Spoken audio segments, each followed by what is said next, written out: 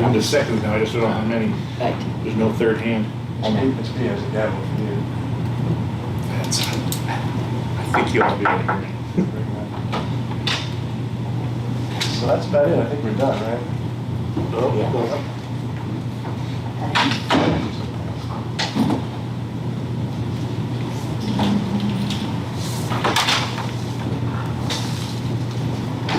You 5 seconds early. All right, good morning, ladies and gentlemen. It is my pleasure to call to order the June 6th Gibson County Board of Supervisors Transportation Workshop. With that, we will go ahead and get right into it. We do have some citizens here. This is being broadcast live, and we will turn it over to staff to walk us through the work we got today. Sounds good. Good morning, everybody. So the presentation today is about 10 or 15 minutes, frankly, of substance, and then I want to open it up for the remaining 60 to 90 minutes of conversation, discussion, questions, anything like that. So I guess without further ado, I will jump into the transportation workshop presentation. The agenda of the items we're going to cover today are current efforts that staff's undertaking, final smart scale results. Now the consensus scenario for smart scale has been finalized by the Commonwealth Transportation Board. Project prioritization, staff recommended priorities, taking that methodology and looking at our priorities and coming up with a list of applications moving forward. A draft Gibson County 6-year plan looking at all possible funding avenues that we have on projects, tracking all of those dollars and putting it into kind of a comprehensive spreadsheet for staff to track, and then also it'll help the conversations moving forward as we look at funding projects, funding opportunities, different funding mechanisms and so on. Future topics, and then like I said at the very end, once we kind of get through this 10 or 15 minutes of presentation, open it up for the remaining of the workshop to be questions and discussion. So current efforts, number one on the list is the Fairground Road Roundabout. So we're very pleased that it will be open to the public by the 4th of July. That's been communicated to us by VDOT consistently over the last few weeks. So it is 2 to 3 months ahead of schedule. Crystal is where we're at right now. The original timeline was October completion. So July 4th is certainly way ahead of that, and we're very excited about that. That's in coordination with a lot of positive conversations the staff's had with VDOT project managers and district staff. So we're very excited about that. Mr. Gahn, I Yes. just want to discuss that. Well, I was just gonna ask, and so when you say open, you mean Fairground Road is open to it, that opens It will be everything? completely open. The contract will be off-site. So it will no longer be a construction zone. Okay, thank you, that's a good answer. And how are we pushing that out to the folks? I mean, we're putting on our website. Is there a message board? We're waiting for final dates. The next few steps are once the final paving is complete, which I think is anticipated to be this week and early next week, there has to be an inspection for VDOT to go over any kind of last minute items. Once that inspection date is known, then we can kind of start whittling down, doing the math to find that opening date. And we've talked about doing how to use a roundabout video, some promos on, making sure we're continually putting out when it opens. And VDOT will also have removed the signage for detours and other things as well. So as soon as it's fully operational, those detour route signs will be removed. That would be a good sign, Yeah. right? Yeah, we're very much looking forward to that. So I just want to take a moment just to thank staff. This is one of the larger transportation projects we've done in recent years. It did not come without its challenges, including being told that road would be closed for 6 months when we thought it was going to be 2 months. Staff engaged immediately, backup plans in place, and just continued to monitor it. So I just appreciate the staff's efforts in this. And we're happy that VDOT was willing to respond to a lot of staff's I think concerns. it's a lot of the work There's that we've that. done over the last 4 years to rebuild that relationship. Yeah, I think that's right. One of the second initiatives that staff's finally done with is the transportation project web pages. That's something that we put together. It provides a lot of information on our upcoming, underway, and recently completed projects. Those are the 3 categories the web page files projects under. It's got narrative schedules. It's got some pictures if they're available. For example, the Fairground Roundabout has up-to-date pictures on that from some of the drone activity that Parks and Rec was doing in the area, as well as staff's contact information, and then also if there's any applicable links to VDOT web pages, we have those as well. So that's something that I know I've gotten a couple calls about some upcoming projects, just, hey, is that really what it's going to look like? So I know the citizens are starting to be able to use that. It's something that we had talked about as kind of a priority to help get the information out there. And that's part of the that's part of the, you know, the issue is trying to get the correct information out so that Right. rumors aren't. Right. My other question on that might be a question for Vic. Can we get that on the mobile app? It should be on the mobile app because there is a button on the homepage for the county website, just like we do for election districts, but we can double check and make sure it's there. Is it on, do you know where it would be? Under It what? should be within your first toggles, but we'll double check because we actually just had a team meeting about that. Okay, okay, and that would be awesome. That's Yes, just ma'am. another way to communicate with That's a folks. key Yeah, it priority is. for our residents. Okay, thank you very much. All right, the Axle Road Diversion Diamond, some other fantastic news is that it will receive full funding through Smart Scale. It was announced that it will, in the consensus scenario, it will receive approximately $42.2 million to fully fund the project to the tune of approximately $76 million. As we pause for applause. Excellent news. We are very excited about that. That is an interchange that has been a problem for some time. It will continue to get worse with a lot of the development pressures that we've seen there. And a lot of those development pressures are now kind of contingent on of fixing that interchange to really see the full growth opportunities in that corridor. We're really looking forward to getting this started with VDOT. We were fortunate to really, I think, foster and continue conversations and form a great relationship with our CTB rep, Mr. Carlos Brown, who this is his last term on the CTB, so we're hopeful we're going to have another great relationship with our CTB rep moving forward, whoever that may be. But we were able to have a lot of really good conversations with Mr. Brown and led to him deciding to fund our project. When does this term end? June 30? I believe so, yes. Yes, ma'am. So with that project, the first step in preliminary engineering actually kicked off in March before funding was even awarded. VDOT kind of read the tea leaves, so to speak, that the interchange access report is that first step in the engineering process. It looks at the corridor within that interchange area and analyzes existing intersections, what that interchange is actually going to look like, really starts fine tuning the geometry, where those new signals are going to be, what's the road going to look like, where's that second bridge going to be. So that's something that's already underway. We're anticipating completion of that in and around the March of 2024 timeframe. And with that, one of the big key deliverables from that IAR is something I actually didn't know we were going to get till after the scoping meeting was over, is 10% construction plans for the DDI.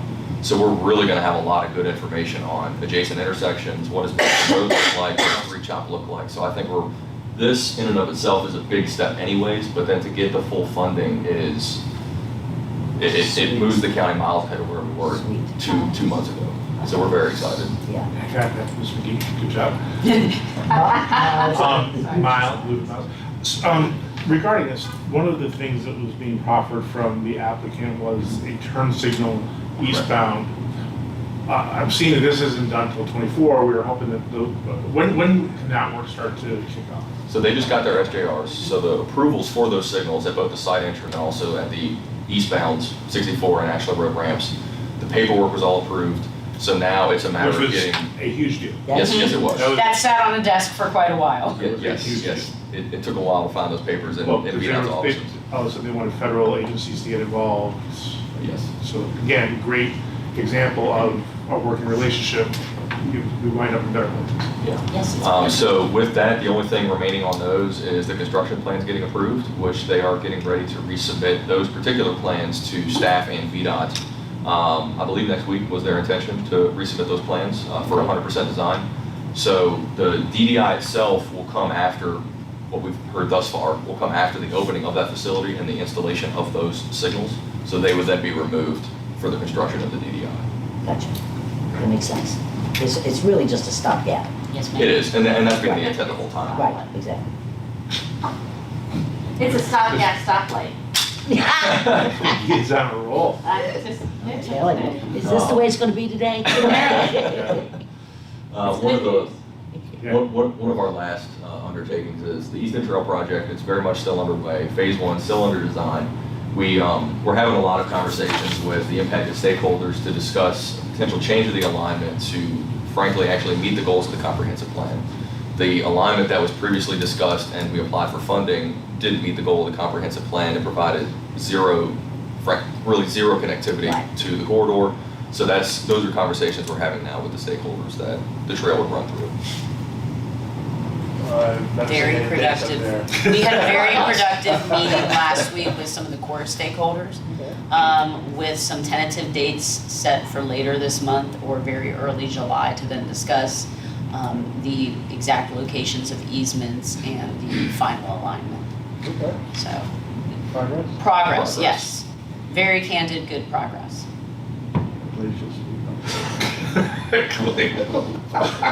No, it was candid, good progress, so. We agreed to join. Thank you. Thank you. So the final smart scale results, as I mentioned earlier, the consensus smart scale scenario was announced by the CTB, it was announced on May 23rd. The Richmond District has 21 projects that are recommended for funding through that scenario to the total of $244.2 million. The Richmond District, while not having the most number of projects, has the most number of dollars through smart scale this round. So Richmond District is really, and Goochland County included, we're getting a chunk of that money now, is very successful through this round of smart scale. We submitted 4 applications, the maximum allotted for our county, 2 of which were successful. Pocket Road realignment is still slated to receive that $1.1 million to fully fund the project. And the Ashland Road DDI is recommended, like I said, to receive $42.2 million, which will fully fund that project. Those funds are approved as part of the smart scale process, but don't get officially programmed until the CTB finalizes the 6-year plan, which happens, I believe, June 21st. Makes sense. So I'll move into project prioritization. So we touched on this last time, but staff has a methodology, created a methodology for ranking our transportation needs in the county. The project list we've had for quite some time, but we need to figure out what are the priorities. So some of the criteria that we've discussed are reviewing needs for first responders, a V-Trans need, which is where VDOT and the state identify a road in the county. They concur that this is a need for you. There's various categories, but whether it's safety, bike ped, capacity improvements, and so on, they identify that area as a need. Wanted to pull out specifically safety needs because those are, I think, more important of any, really, of the needs in V-Trans. Reviewing any recent studies and traffic impact analyses. 2 studies recently are the Fairground Road study, and then we're also looking at, I know they're not final, but pending finalization of the small area plans, any road projects that may or may not come out of those is something that we're also keeping our eye on. Reviewing past major transportation plans like the arterial management plan and the major thoroughfare plan, and one of the key determinations is selecting the projects based on the funding source eligibility. That one's separated on the bottom. The next chart you're about to see does not include that one because it's not, I would say, empirical. It is sort of subjective. So the top 5 or 6 bullets are more your empirical based items, which is what I'm going to flip to in the next chart. So, Awesome.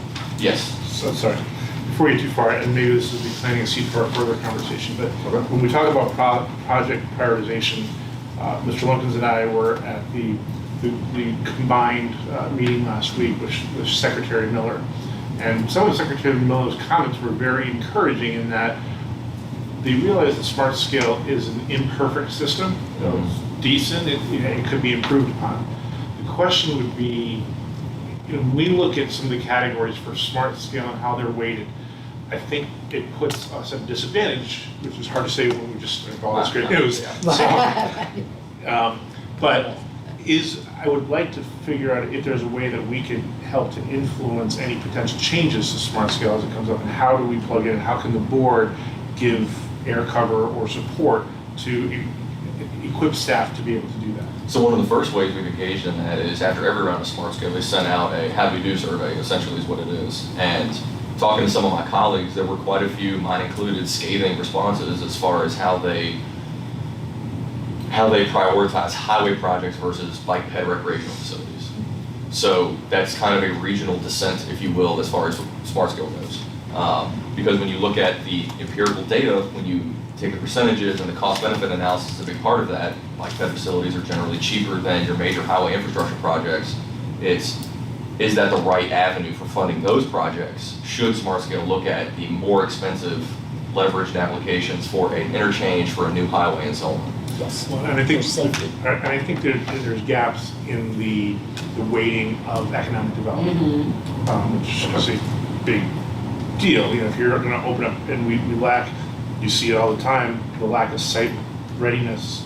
We had a great presentation that I'd love staff to see from that meeting, and talked about, why industries are choosing to go where they're going. And infrastructure was a big part of that, specifically roadways, so. Be interesting to see if we can figure out how to, again, be a big player, be a small county, but a big player in driving those decisions. Okay. So I have a question, Mr. Chairman. So the transportation funding via Smart Scale was created by the General Assembly, that mechanism. But the actual weighting and how it's applied, that is regional. Is that right? This doesn't have to go back to the General Assembly. So it's, right? no. So the categories themselves are a part of Smart Scale, but each region of Virginia weights each one a Fixed the little bit weights. differently. That's what I And thought. that is done at the, I believe at the VDOT/state level at OIB. They Right. have the ability to change those kind of administratively. Gotcha, that's what I thought. Which Okay. can be challenging, because the playing field keeps changing, you don't even know it's changed yet. So, And then part of that landscape is also how does changing it impact our standing? Do we Right. become more, do we gain an advantage, or do we just move up with everybody else? right, So that's something, All yeah. boats rise with the tide. Right. Okay. So this chart, like I said, I excluded the funding, what's eligible for each funding category, because like I said, it's not really empirical, so to speak. So the other categories on here, and this is ranked in order of priority based off the formula that isn't included on the screen. But the projects that you see here really that are the priorities are safety needs, they're in growth areas, they've been recommended in previous studies, they're a V-Trans need. The one outlier that is noted as a need is the Whitehall Bridge replacement concept. It only scores for the first responder barrier because that's, it's not identified as a state need, so to speak, because it's on Whitehall Road, which is a fairly minor road. It's not in a designated growth area and so on. Also, just to Yes. take a step back, this is a list of, so what does this include, what does this list include? Does it include smart scope applications we've done in the past? This- Things we know we want to do? Is This it all list is this? an all-encompassing Feedback list. from the, So this list is an all-encompassing list of transportation projects that the county's had as a list for quite some time. Went through those 5 criteria. And does it include any of the studies that are currently underway? as far as the, Like like the courthouse area study? yes, Not just like yes, that would be, like that second one, yeah. yes it does. Okay. And then we've assigned weighted values, so, 10% for first responder. I'm just trying to figure out what's potentially still not on the list that we know is a fast follower. Mhm. So this is meant to be all-encompassing of Okay. very close to be done studies. Certainly this list is not final as we do more studies and get more TIAs with development. Something could plug in and jump to number 1 tomorrow. But this is, again, kind of an empirical list in order from top to bottom of how those weighting criteria spit out what the formula sees as our county priorities. Now, having said that, what I didn't include, like I said, was the funding scenario. So it changes a little bit because not everything is eligible in this order. For that, right. Right. So with that, And before we go yes, there, yes. go back to here. So, safety, to me, well, maybe I see why you split it out. So first responder barrier is a safety issue in my mind, because So, that fire truck can right. get to my house. So it's split out in that the safety need is it's It's surface. crash data, Yeah, it's right. ADT, it's surface safety data. It's, the first responder barrier is included because if they identify a intersection, a street as, hey, we can't use this facility to get where we need to go, i.e. Whitehall and the other weight limit bridges in the county, that's where they would get checked off. Yeah, and I mean, at some point, we need to get the other weight limited bridges Correct. on these lists, because they're just as bad Correct. as far as the response time. Oh, mhm. No, they don't want one. Yep, I was gonna get to that. So with that, so with this list, Rock Castle and the other, so, Ben Lamont, the paving project, this is not what you would consider paving and or maintenance projects. This is things that we would pursue funding for in funding application cycles. Good. All right, so then this is not the comprehensive list. The comprehensive list will include all, That, You do what you I do. left those Right. items to just VDOT. gotcha. So they've got their 6-year plan, we would have our 6-year plan that Gotcha. wouldn't include those maintenance items. Gotcha. So, Capital. yeah, so this is intended to be just shy of a CIP, is essentially what we're aiming for. Gotcha. Okay, makes sense. So which list is the Tuckahoe Creek Bridge on? So that one being the touchy subject that it is, has not made this list yet.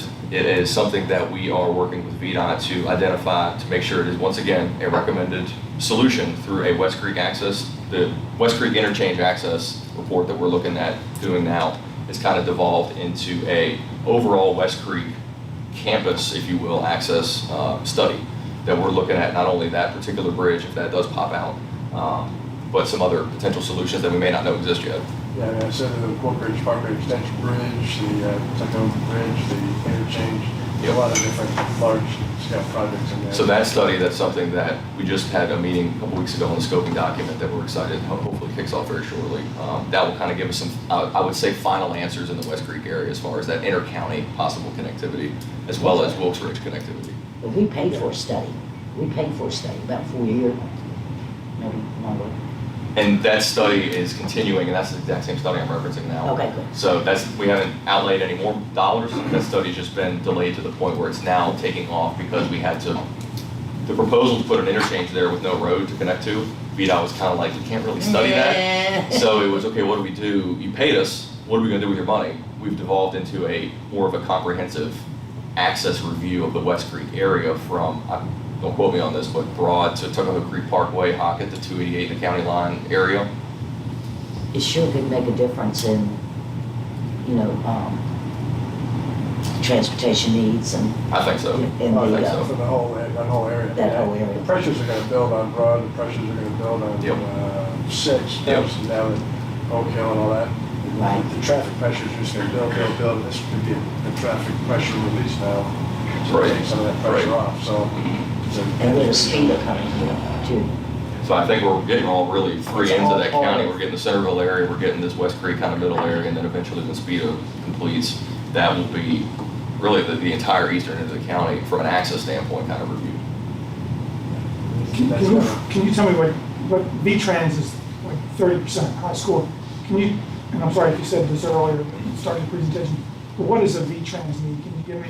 V-Trans need is VDOT and OIB's portal of, I have no idea what the acronym stands for, but it Office is, of Intermodal Planning, it is the, or you don't know what V-Trans? Yes, correct. V-Trans. It's the state's comprehensive list of all road networks in the entire state of, okay, they see this road as a need based on data. They see this road as a need, various needs based on data.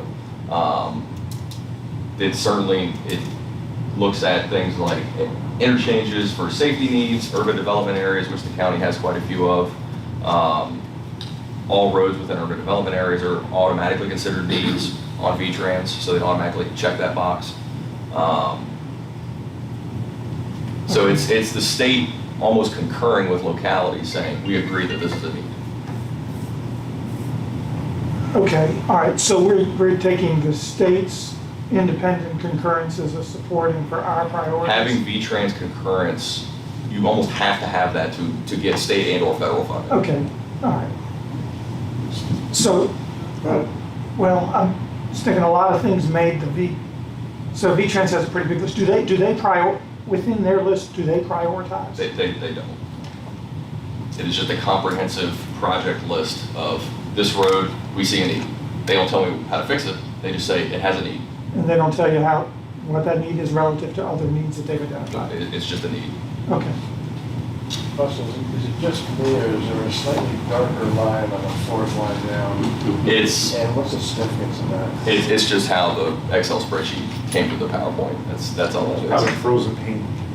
Right. All right, it is just me, I guess.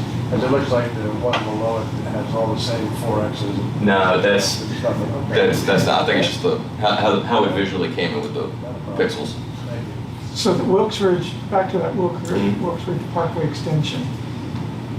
That's not gonna score well because it's not on the V-Trans and it's just in a growth area. Well, and it's So what it's do not what on. do we do, what do you do, what are we supposed to do with that? Like, it's not V-Trans, we know it's. Well, it's not it'll currently really on open some V-Trans. things up. Right, it's not currently on V-Trans because it's not a road. So the roads have to exist to be on V-Trans. So the future planned roads aren't gonna hit that box, but then again, they wouldn't need that for funding opportunities. So that's where the distinction kind of gets made there. Right, that's kind of important. And that's why the studies go to help that as Right. well. So all those things that have the V-Trans X, they're existing roads / improvements to existing roads. Correct. So Austin, you had said that this was your kind of empirical way to look at these. Is there a need for us to react at this point to the order, or? So the reaction really comes from staff's recommended priorities, which takes into account that key determination point at the bottom of that other slide with the funding cycles. Okay. That with the other list, this is what staff recommends as what we should pursue for funding for projects over the next 3 years. And this is really where the bulk of the discussion is, I'm hoping, surrounds with this workshop. With that, we can, the goal of the workshop was to have the discussion on this at the end so I can flip through the rest of the information, if that's okay with the board, Sure. just so we can make sure we get through the presentation. There's only, I think, 3 or 4 However, we'll slides. get you what you need. But at a quick glance, this is staff recommendation for funding over the next 3 years. With that, one thing I will point out is the Whitehall Road Bridge replacement is noted for an SGR this year. VDOT's actually already undertaken that on our behalf. They submitted it on our behalf. It is pending scores sometime this month, so we should find out if it's lucky enough to get the money through that program this month. There's certainly no guarantees, but sometimes projects take multiple applications. But once it's in the system, VDOT knows it's a need, knows the county wants it, and money does occasionally fall from the sky. It has before for us, so. So the fact that VDOT put it in as opposed to us putting it in, is there any significance in that? There's not. VDOT has kind of taken over a lot of the application process for localities for SGR, for these Okay. bridge replacement projects. Stay with- Because it's so niche, because bridges aren't something that localities, I don't think, other than Henrico, maintain. They have several departments dedicated to bridges, so I think they just kind of want to keep that all in-house. But they're Right, that competing makes sense. statewide for Because funding. it is a specialty Right. thing. So if the competition statewide is not a district bucket and money we're competing for, this is a competition I across. believe it's statewide. Okay.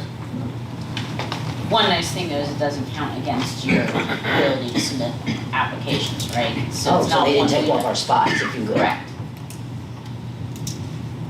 There you go. So these projects are listed as priorities as of today. Something could certainly change tomorrow, something could change next week with a new rezoning application, a new TIA, a new study. When we get SPEDA, West Creek, all these small area plans, something could certainly pop out of one of those. The whole goal here is to remain completely and totally flexible, and that even as a project, hey, we may have a project listed in 2025, well, it actually turns out to be eligible for something in 2024, well, let's bump something in 2024. So it's to remain completely flexible, and that's staff's goal throughout this entire process. So with that, the Goochland 6-year plan is something that I referenced earlier as kind of a CIP light. It's everything but a CIP. So this is every project that we've gone through an application process for competitive funds and has the funds laid out. I will point out that action where DDI shows is not to be fully funded. That's because VDOT has not programmed those funds yet, so I don't know where they fall. Didn't feel it was appropriate to just put them where I thought they may fall, so that will be updated. Again, this is a draft plan pending the adoption of the CTV's upcoming 6-year plan. If there's any questions on any of those specific projects, as we go through the discussion and questions later, I'm more than happy to talk about how that funding breaks down for each of those specific projects. And then some of the future topics. One thing that I want to point out is I think may become a priority is the VDOT's locally administered project program, LAP program, where we are, I think as a county, getting to the point where we may be ready to locally administer a few small projects and then move up. I think we've got a lot of positive momentum towards that front. It's certainly not going to happen in 6 months, you know, we're probably talking 2 or 3 years from now where we're undertaking our first project. But making sure that the board's aware of all of what that entails. I know our first project was the East End Trail project. I think there was a lot of learning that was kind of done on staff's part. Everybody's. So it's taking a step back and making sure that staff and the board are fully aware of what locally administered projects mean, what the requirements are, and so on. So I think that's going to become one of our priorities moving forward. How do we want to do that? What's the benefit of, We can kind of control some of the cost estimates a little bit, where VDOT's contingencies are per VDOT. If we don't feel a project warrants a 30% contingency factor for whatever reason, we don't have to put one on there. It's our discretion on cost estimates. Schedule. Schedule as well. That's something that we can. Contractor selection. You can do a lot more with SWAM, kind of, you know, your small women and minority-owned businesses with your bidding process, you know, for small jobs as well. And typically with localities, a great opportunity is your transportation alternative projects like a streetscape, curb cuts, those kinds of things. So your smaller footprints are good starts. So not that this is by any means a project that has a full green light, but as we saw in the Courthouse Village plan, there was some opportunities for curb cuts or a road diet where you're talking about doing something in a, you know, one block piece, where that's a small footprint, working within your already right-of-way, right? You're not doing right-of-way acquisition, those kinds of things. doesn't mean we would bring on a project manager? Would you see us getting to the point we would have a full-time project manager, or are we contracting that out? You could contract out at first, you could potentially get to where you have one and Have you thought pay about to build a project. Have you thought about, I mean, do you know where we're heading in terms of? Well, and that's part of what staff's going to be reviewing as part of this, and when we bring it to the board as part of the workshop, we'll be kind of having a lot of that conversation. The staff's recommendation, maybe there's a recommendation of, we think this project's the best one to start with, we're going to contract it out, or we're going to do it in-house, and here's how the process is going to go, here's what everybody needs to be aware of. So I would think that may be what Here's your game plan. we bring to you, and then that would be kind of the template that the board and staff would be aware of moving forward for projects. Yeah, good. So with that, questions and discussion on the other future topics are CBTA local fund allowance, something we've talked about before that we're hoping to bring in the very near future. The opportunity for staff to have threshold is, I think, the wrong word, but allowance to use CBTA local funds for very small amounts in conjunction with projects, to not always have to come to the board. I brought up in the last workshop, I had to come to the board for approval on $4,000 to finish the Hockett Road Smart Scale application.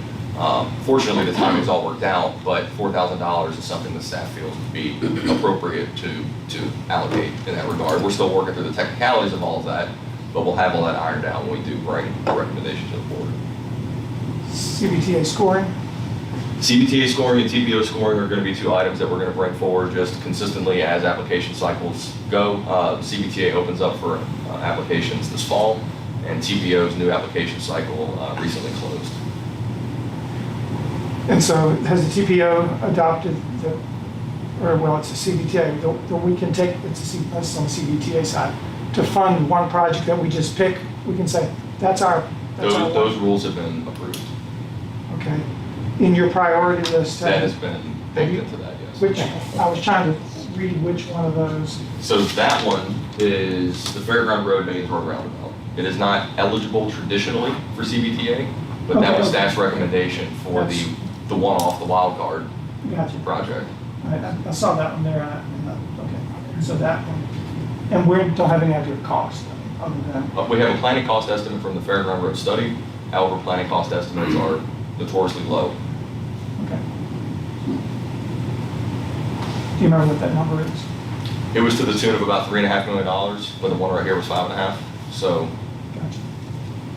that'll give us a starting point. And we have more land acquisition, probably up at the other intersection. There would be not free right-of-way. I know there was some encumbered right-of-way here on, at Taylor's and such, but I know some of that right-of-way was also donated. So that was a cost savings on the Right. Fairground Road roundabout right here. So I thought one of the options that seemed a little bit more favorable cost-wise and just was just different turn lanes there, not necessarily the full roundabout.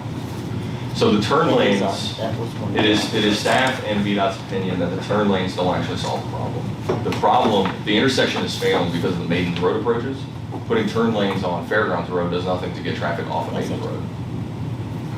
So, No, I know, but I'm just- so it is a recommendation because it does improve the intersection to the nth degree, but it's not a recommendation that staff and VDOT staff think is worth pursuing. So with that, I'm happy to discuss this list. Anything else in the presentation?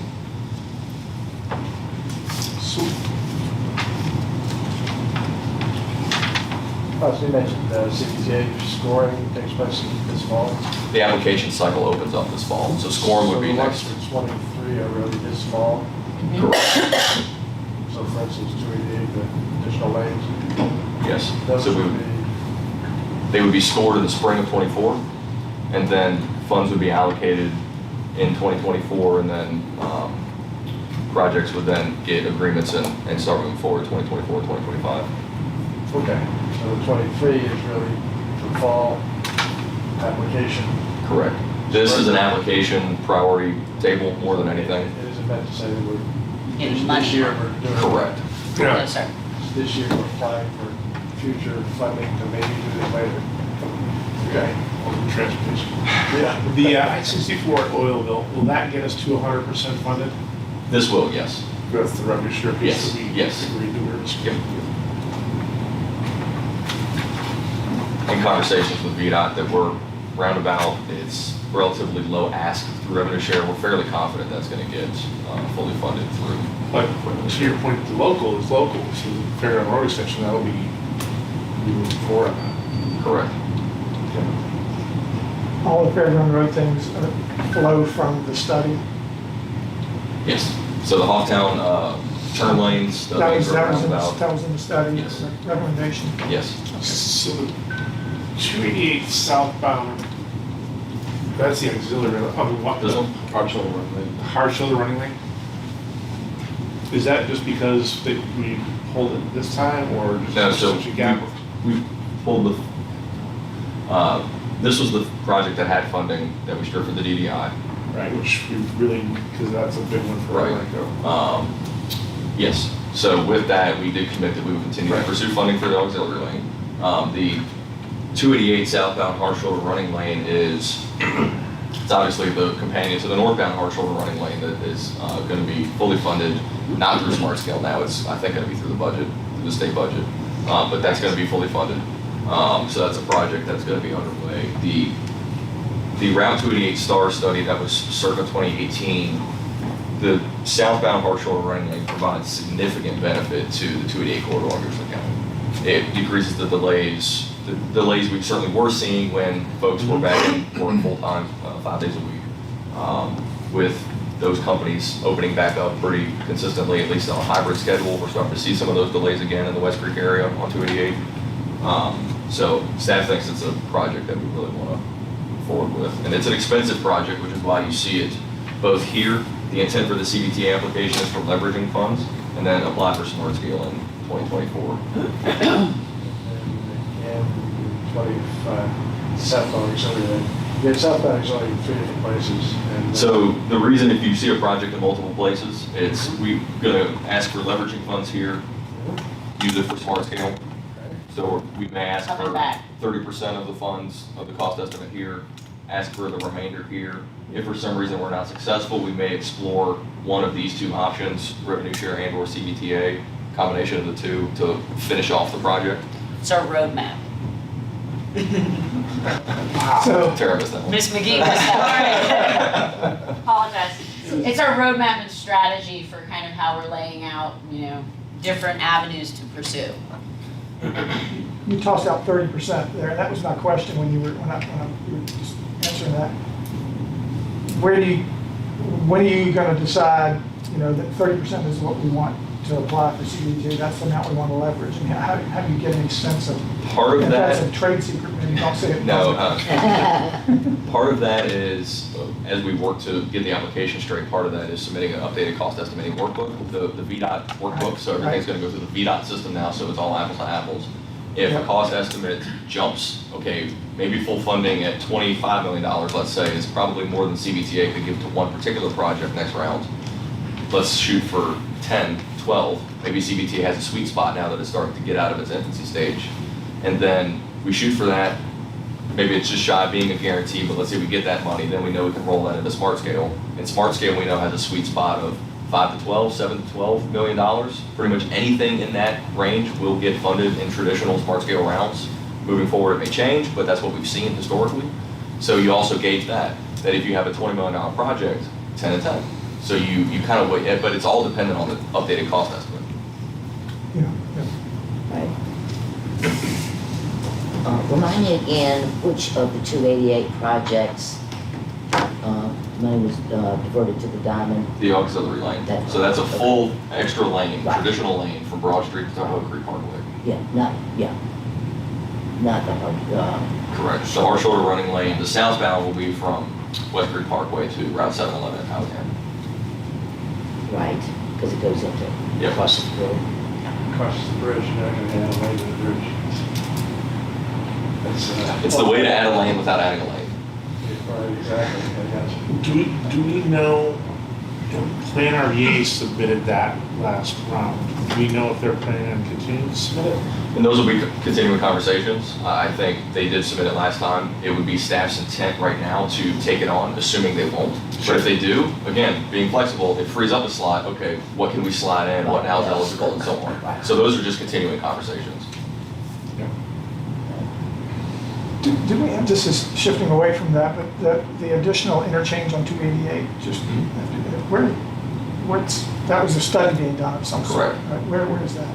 So the study that was done for that, Ms. Lasswell brought up, we started funding that about 4 years ago. That was intended to be originally a interchange access report, much like we're doing for the DDI, Okay, for the new interchange on 288. However, that new interchange would connect to nothing. So you can't study an interchange to connect to nothing. Oh, so they we've- pulled it? No, so since we've already cut them a check, we've decided. Oh, okay, this was, I remember you going over this, I didn't catch the location. So that's where it is now. We're doing that major kind of West Creek access with the same money. More of a Instead of doing comprehensive a finite interchange Which is review, actually smaller. which I think is the right step. An interchange is likely to still be a recommendation out of that study and various other connection points. But not having a bridge to connect to is kind of hard to study an interchange. Problematic, right? I mean, yeah, just coordinating different parties, yeah. Okay. Now, I know we haven't started speeding yet, but, and I'm not clairvoyant, but we got 2 intersections now that are problematic in that area. And I know we haven't populated this with anything yet because the study hasn't told us. But there are 2 problematic, and this is a 3-year look, and at some point we need to put placeholders for to be determined. You got where River Road comes into Patterson. Yes. It's kind of a 5-way intersection with the country club and cobblestone, and it comes in on an angle with very limited visibility. Yeah, it's rough. It's rough. You've got to close your eyes, jam the gas, and just hope for the best when you jump across 4-lane divided highway with traffic going 60 miles an hour with limited visibility. So it doesn't warrant anything now. The traffic counts and incident rates probably don't rise to that level yet. But There that have is been. right dead center of the Right. speed. And if any development occurs, that's going to exacerbate. So we know that's coming. Right. So that's one. The other one is we've got Hockett Road realignment at the north end by Correct. Satterway, by Sunset. And that's going to be realigned, that's great. Other end of Hockett, where traffic from 288 spills over onto Hockett, some over to Hermitage, and goes south and tries to turn left and cut off. And we go across the parkway there, go down Hockett, Right. and try to cut back and pass some of that stop and go traffic. And there's been 25, 30 cars stacked up with that because there's no right turn lane.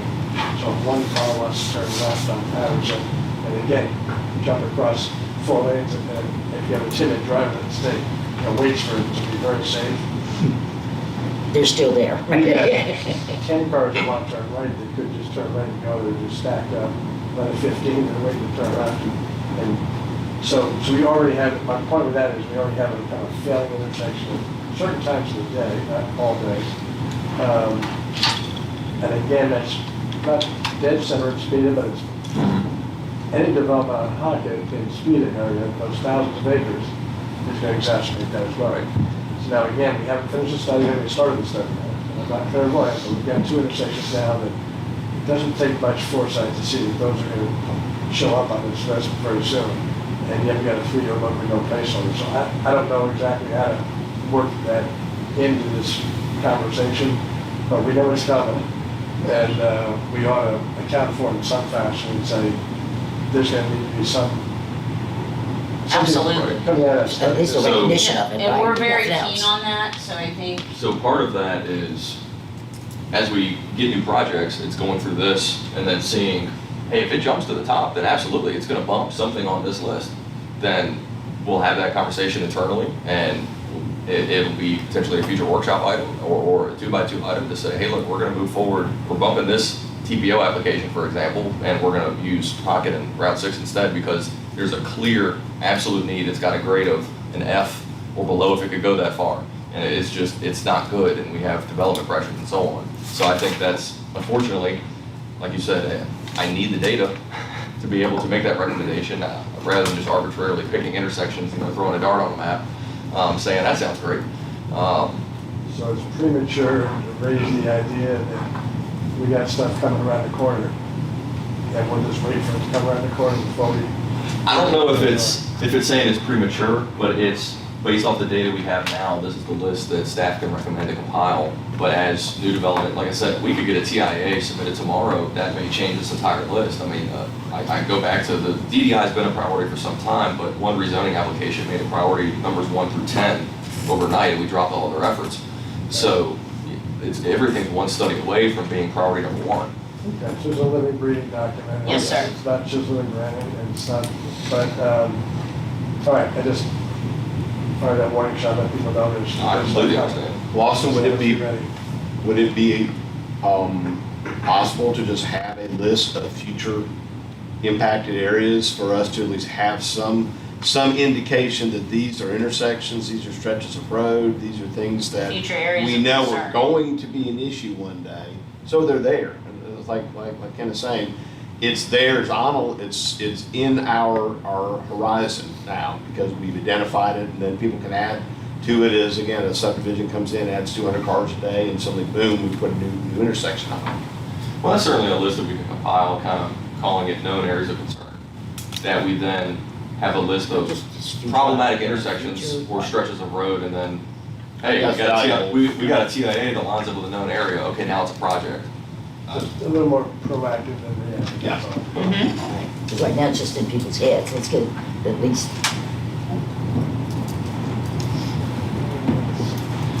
And one thing I was gonna say is as we work to kick off SPEDA, one of the things is we can work to make sure that we're making, our selected consultants very aware of those 2 areas, and if they can concentrate some early analyses there, even if it's preliminary, that can also help guide things, right? Because again, we're, hopefully a few months away from kicking that off, if not sooner. I'm going to be a member of one of those committees. Yes, as soon as we can get it done, started.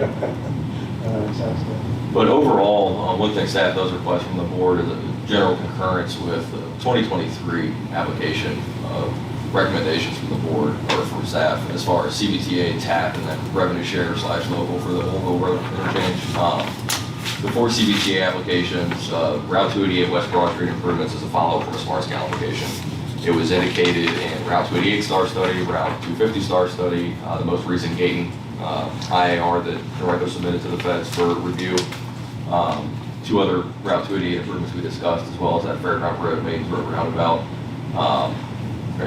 Any thoughts on those 4 CBTA applications?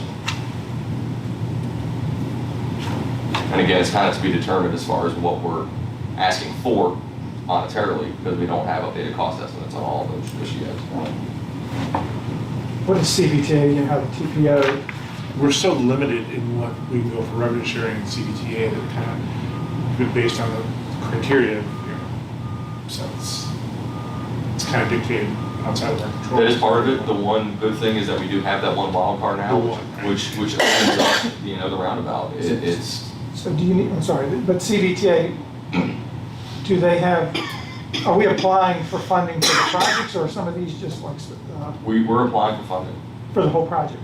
But we haven't done any PE work yet. No. So are we applying Yeah. for funding for PE?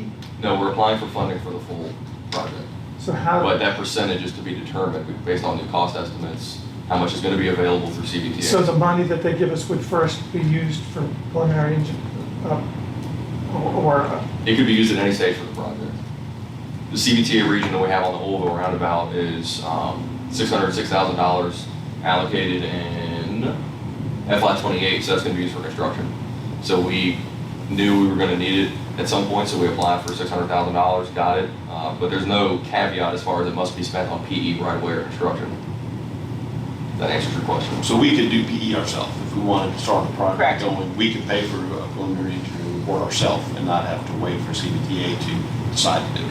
Yes, so in theory, you would work with VDOT to, initiate your workbook, cost estimates, submit your application, and if you decide you want to do 10% design, you could initiate that to better refine cost and have a competitive application, or you could just apply for full funding. but See what happens. what I guess I'm asking Or is the way 30%. the TPO, the stuff we've adopted recently to try to manage cost overruns, while it wasn't what I thought, what I guessed we would have adopted would have been, you need to be further along in PE before we'll embrace it. But does CBTA have anything comparable to that? Because I would think, if I'm CBTA looking at how we're gonna put this money, I was like, well, I have confidence that that project is they have an idea of what it's gonna cost, where over here, they don't have a clue. CBTA has very similar guidelines now with the TPO where you have to go through the VDOT process. So everything's going to go through the VDOT cost estimating workbook So they process. did adopt the same thing as the TPO. Correct. That's cool. So if we have a project, we think it's gonna cost $5 million, but we haven't done any initial work. If another applicant comes along for CBTA money and they have a $5 million project, but they have done the engineering work and can show CBTA, we're 10% in on,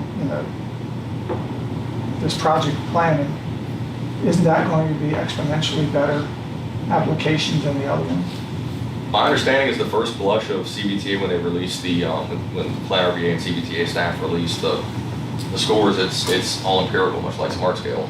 And then it goes to TAC for review and recommendations. And I think that's when those conversations would likely be had. But when the scores are released, it's the black box. It's projects are spit in, cost estimates, benefits, and so on, all the data, and it spits out a score regardless of standing and so on. It's how much you're asking for and what's the benefit. You would think it should. Well, we're walking right into the disaster cost of overruns. Right. Right. I thought you were gonna fix that.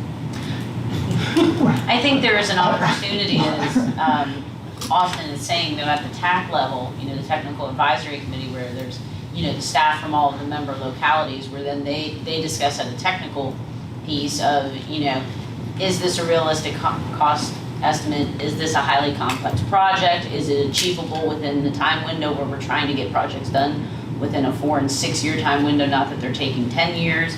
Those kinds of things, where then that moves it away from just that black box of, some blanket scoring. And then they develop some recommendations. So I do think at that point where you have a little bit vested in your preliminary engineering, that can have a little more influence at that point. Yeah. I mean, you said those discussions that I described, you said that'll happen at TAC. But TAC has a pile, TAC is it's pretty much the same group of people on the TPO TAC. Very much the exact Okay. same people. You guys, we can't expect all the TAC people to dig into the level that I would think needs to be dug into. You have a pile of projects and you got your day jobs and you're on TAC, messing with this. How are you? I just see problems on the horizon. Well, I did too, and I think that's something that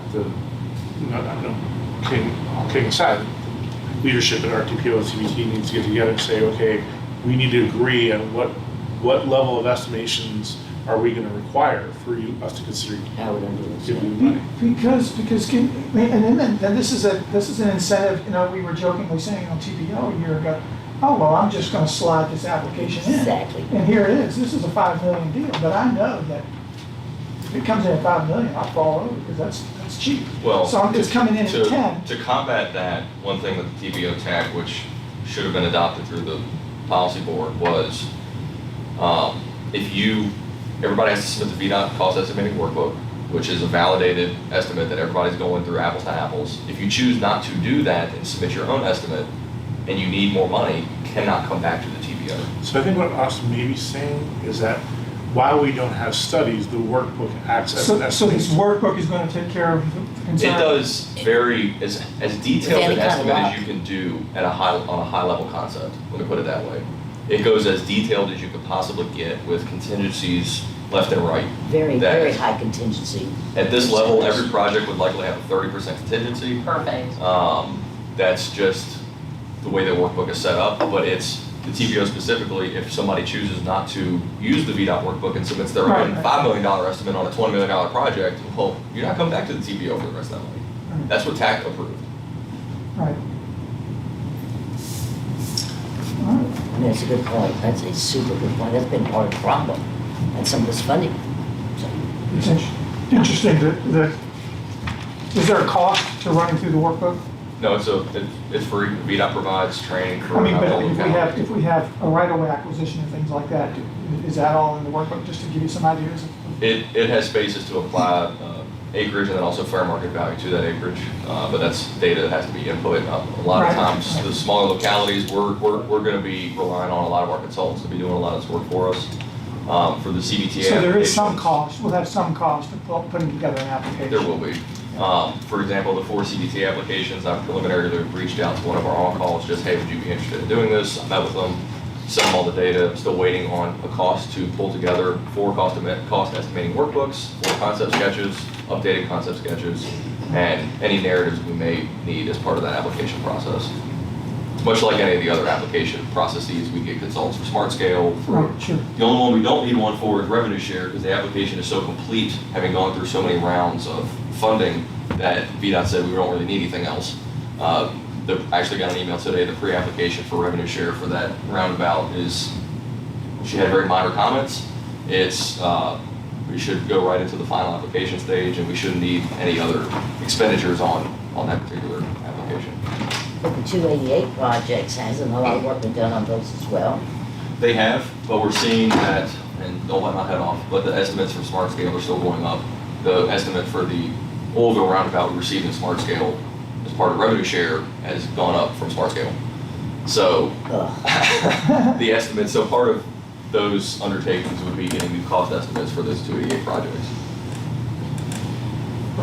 We had a funding chart, and I was gonna ask you what the recent trends are in terms of cost estimates versus actual.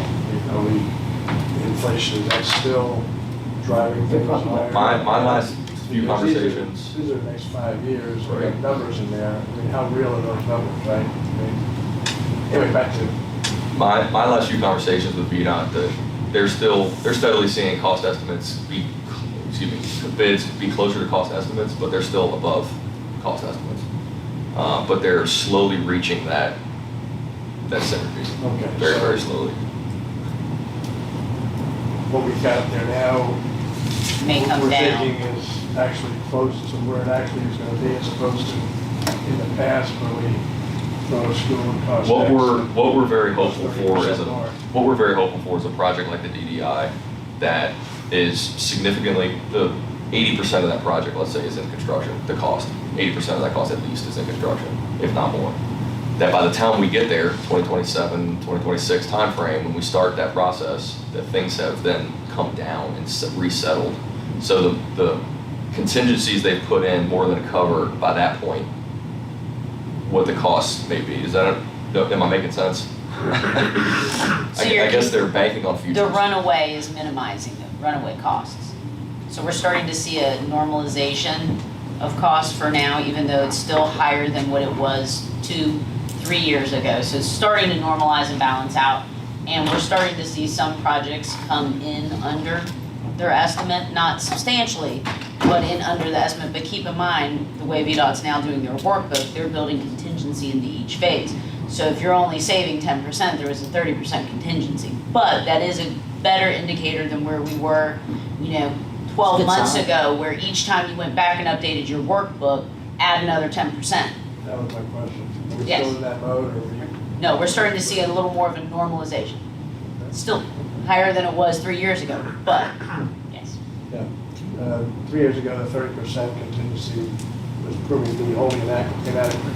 Right. And It's now we're catching up. saying the 30% contingency might be eaten up, but not much more than that, and then, in the future, maybe, only 20% that's needed in the other. So, I mean, we're starting to get back to where the contingencies are actually adequate. to They're doing their cover job. The cost overruns, okay. I think part of the problem is you fund it and then it's not built for years. You've got to So, raise- yeah, you've got to project Well, out. and that's, That's where the, That's where my the trouble question. starts, right? These numbers look right. Exactly. They're funded, but they're not built. And $22, not $28, right? well, and that's a lot of the exercises now that Smart Scale's gone to with this new workbook, VDOT across the board, now that these other bodies are kind of adopting this new workbook. It doesn't look at everything in today's dollars, it looks at it in, okay, your out year for construction is 2029.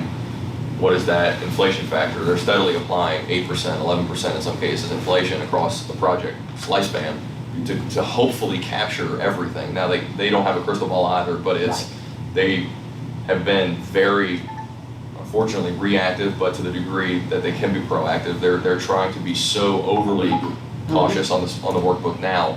I'm hoping there's actually a correction later that the contingencies start coming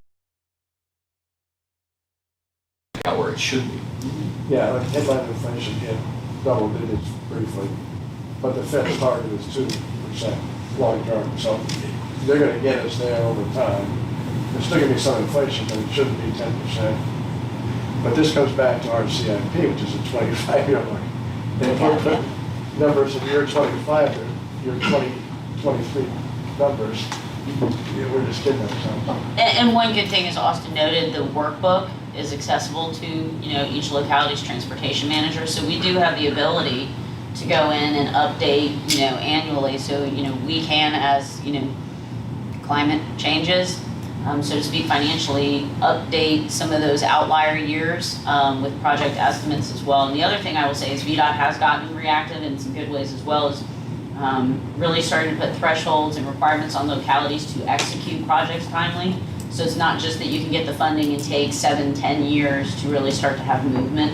They're putting much more stringent time limits on utilization of funds and completion and closeout of projects, which then also helps Right. rein in some of the costs, where then they still have money to fund other projects, because that was the other challenge they were seeing. They didn't have money until the latest, infrastructure fusion of dollars to program a lot of new projects. So, going forward, that would be something I think helpful for the board to know on a whatever periodic basis, semi-annual, but say, look, the trends, the actuals are actually hitting the numbers or not. Because big picture, it tells us whether we're kidding ourselves or whether it's, actual or realistic or stands a chance to be honest. It would help us know big picture, background, environment. Are we in an environment where it's reasonably stable, we can trust these numbers, or are we in an environment, and your point about going forward, things, may change over time. If you can just keep the board up to date on those changes as they occur, that would be just helpful for background information. Yes, sir. Is this a guess or is this a calculated, Yeah, how Calculated how risk. soft are these numbers, are they real or not? When does next smart scale, when does next smart scale start?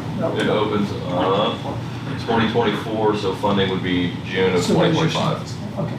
All right, I heard you early on talk about the smart scale itself, and you said you and other jurisdictions pushed back on what I understood you to say was such a high focus some of the waiting? on, It's not so much the focus on bike ped, it was how it scores them, just based on the weightings and the fact that okay. it's the end of the kicking day, out push. highway projects. I've been here for however many smart scale cycles there have been, and that's been a lament and a problem. And when I first was starting to get on this board and starting to figure this out, like, we have to put in an application for one of those alternative multimodal ones, because I think since the last time around, 33 of the 34 applications were funded. And the 34th one didn't get it because it just was so undeveloped along the James River Trail or something. It just wasn't even much of a plan. And I think they would have funded if they could have figured out a way to do it, but it was so I've always said, let one of our applications be for a multimodal or a bike ped, because I think you're fighting the tide to get them to change that. I think that's where the federal government's going. That's where it's just the way it is. And I was in San Diego the last few days, and it's funny how you do this stuff and you're out and you start looking around and seeing things that you wouldn't have seen, and like how do they separate the bikes, and I'm looking and looking at everything I can about transportation, and it's One thing they're really spending a lot of money in cutting lanes. Urban versus rural. yeah, But they're doing that in Richmond, Right. and you go down to Norfolk, it's the same thing, they're cutting lanes. Urban. So but they're funding these things. So I'm not saying that we build a trail to nowhere, but that if we have a trail, if we have a village, we have the East End, where we have the trails, we have the courthouse where our designated growth areas, that we ought to. Like you have courthouse sidewalks and streetscape Yeah. as TAP. Could that not be TAP/CDTA? /smart scale. Or smart. Well, I mean, well, so that project is something that we're, again, pending the finalization of the courthouse plan by the board on the 12th. That's a project that we're very preliminarily talking, the pre-app opens, so it's actually open now, it opened on the 1st. What is that, how many phases do we break that project into, and so on. One thing I'll say about the smart scale as regards to bike ped is there's that criteria in there at the very end of the scorecard called land use, which doesn't actually say what it does. It's a factor of population density. Even in the east end of the county, we don't score on population density. So even bike ped facilities, the bike ped facilities that do score well are In the city. recreational, but also Urban. commuter bike ped the facilities. Appomattox Regional. We don't Yeah, that's have what commuter they bike said, ped yeah, I facilities. do remember that. That's like, Not that can they help somebody get recreation, to work and that sort of stuff. So that is That's where we true. will, I guess, inherently always, unless the county makes a big shift, be at a disadvantage is the Well, population density. No, that's a good, Which is that's why a, you use your transportation alternative. that's a perfect valid point. That's good. So I guess I would go back and look at the results, and maybe the rural counties didn't even apply for any of them, I don't know. But I would be curious to see if we were, if we put one in and it was 33 out of 35 and we didn't get it because we don't have a commuter path or In something. the Richmond district, the small counties, rural or not, but the small counties and or towns that applied for these bike ped facilities were on either the Fall Line Trail or the Appomattox Trail, two regionally significant recreational and commuter trail facilities. So the Eastern Trail is not, I would say, regionally significant, so to speak. It's county significant, but it's not identified as a major trail system that Plan RVA's gotten behind to date. So weren't there some like in Franklin County, or not Franklin Town down in were there any? Well, things are weighted in different regions, in different But districts this of is the Richmond state, District. so that's This is why. Richmond District. It was towards Emporia or something. But All of it. anyway, Okay. we should look at it, but I'm just saying, if we have a project that we want to fund, we ought to not dismiss smart scale. But you're telling me that maybe we should because there's criteria that could blow us out. The last category, unless they axe it all together, is a factor of that density. And we just don't, even in our most populous part of the county, we don't Right. have density to Right. score on smart scale. Right. That's our big issue. Yeah, I mean, you would It's have like congestion, more isn't it? likelihood with your transportation alternatives or Department of Conservation Recreation type funds. Or even, state, federal EDA funds, they do trails as well. And that's what's done in Jackson River Trail. So as far as our agenda for this, where are we with what you need to get from us, and or are we? I believe I've received concurrence. I'll check one more time. Board on it. This year's. The one that I asked Mr. Carver to talk about, but anything else from the board, from transportation that we want to, since we got everybody? Just have one other quick question. Absolutely. It sounds like the Richmond region is all on board the TPO and CBTA on using the VDOT workbooks. Correct. Is that statewide, happening statewide? I can't speak to the other MPOs, the other like Crater MPO or the, I'm thinking like Nova and Virginia Yeah, Beach. I don't know about them. I would hedge my bets and say probably because it is apples to apples. I mean, we're certainly not the only district or region having cost estimating You issues. can find out, you can probably find out and come back. We'll find out, But and my we'll get back. question is if they're not Mhm. doing that, does that change how the state looks at this region versus another region? I would say, even if they're not, I would say no, because the Richmond CBTA's has their process. It's not influenced by how the other And it is our money, it's organizations money think. Right. that's collected Right. in this region. But that's always something we'd be willing to find out, because I think I'm it would just be curious, interesting to how know. does that affect us statewide? And if they're not, maybe they have a perfect system that we haven't even considered yet. It's just a thought. So Mr. Carpenter, got some good news regarding transportation. I thought we would start with good news. Great. And this last clip, of course, you talk about, it's our money for CBTA, and we were at the regional, or the joint meeting, and they were discussing regionalism quite a bit at GRTC. My understanding is that they've approved a pilot to look at running lines there to Sheltering Arms, and just kind of what can you update us about anything that you may know, what the next steps would be for that as well? The last update that staff received on GRTC lines in the county was that it was a FY24 priority for GRTC to extend the line to Sheltering Arms, but it was yet unfunded. That being said, it was a priority for FY23. They're carrying it over into FY24, and it was listed at the top of their list. So it's their number one unfunded priority moving into FY24 to extend that line. I believe that the current terminus is the Alley in Henrico. And then it will, I believe, end at the Sheltering Arms. So what's unfunded about it? Just a bus and a driver, operators? Because, Yeah, that's a good question. because Sheltering The Arms. road and exists, others- right? The road exists, and when I went to see, when I got on board and visited Sheltering Arms, they were all about, I think this was around when I was chair, and the leaders there were all about, we and the others around here are agreeing to build a nice bus stop. So yeah, So I hope the there's unfunded, we're waiting for a bus stop, they've got the bus Yeah, stop, they just the need to bus get- stops I don't along know. the route, and then obviously getting the driver, having the route schedule and all So that. It's not that much. no, I think we just need to kind of pull up with them, because We I, just need to have an intentional conversation with GRTC. And it's something which I've included, I need to do is I need to start going to their meetings. So I'm gonna start attending their meetings as a, not ad hoc, but as a, Ex officio. ex officio, I was gonna say de facto, ex officio, to sit in on there to, that helps make sure that our viewpoint is there, but also to understand what issues they may have as And well. tell them to, like, take that pilot money that they're talking about, year two or whatever, and bring it forward. I mean, they do know we don't need a plan for our pilot. that's a stretch. That crashed. Well, I crashed this. Exactly. But I think if we, yes, I think there's ways that we can, and I mean, 15% of the tax we do collect goes there, so there is, I think it's what, 90,000 a year or something like that? It's important to be at the table to at least be part of the 90 to discussion. 150,000, which shouldn't cost that. But anyway, all right, anything else?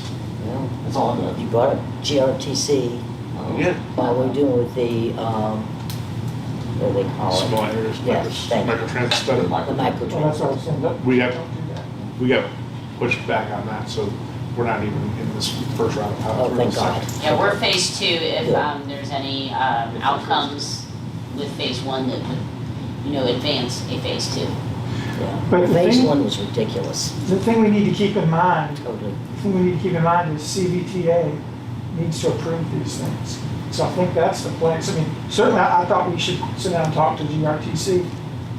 And I know David Williams, who's in first phase, is not happy about what they're doing down there. And I know he's been wanting to get the rural localities together and talk to GRTC about it Should in do general. that. But it dawned on me after talking around that CVTA has to approve all of these things. So that might be, that's where we already got to see. Well, they have to approve it, but the money, see, GRTC has allocated the money. They have the money. But I there's also the think, GRTC board. Yes, I don't, I heard I'm from not sure. Chesterfield and some other supervisors told me that CVTA has to approve the spending that Okay. they're doing. all right. And that it's not at all, like, here's your money, go do what you want to do. That's not it at all. Even though it's GRTC money and a GRTC board spending their own money, All right. we have to approve it, is what you're saying? It's the 15% we contribute, we have Gotcha, to approve. gotcha. Right, right, right. The money's Okay, there now- coming Yeah, that GRTC, they can, yeah. Yeah, But I right, think- okay, you're right, it's the I 15%. think GRTC is doing all this to acknowledge the rural communities, because I think they're probably thinking the rural, we gotta do something for the rurals, because, you know, they're Maybe they paying. don't want to do. Right. But that 15% doesn't need to go through CPTA. Gotcha. And that's our place to say how they can. So they could do it without the CPTA TA money. funds, yeah, if they didn't need If it. they They did it could do all, it at if their they did board. it all their own money, but not a chance that happened. Okay, all right, thanks. All right, anything else? That's all I've got. All right, great job. That's pretty good. Thank That you. we are adjourned to our 2 PM business meeting. Thank you, everybody. Thank you, guys. Good job, guys.